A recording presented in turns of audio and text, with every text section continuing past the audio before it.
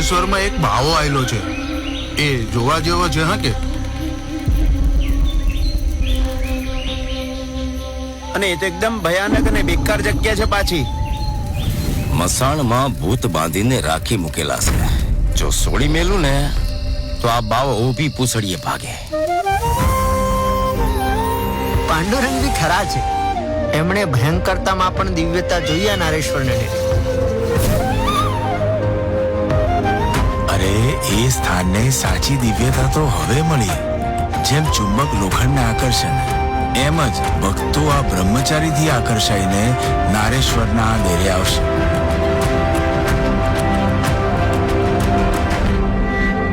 તમે ચિંતા ન કરો, ભજન કરો. સર્વ સામર્થ્યનો મૂળ ભજન છે. તમારી ચિંતા એ કરશે.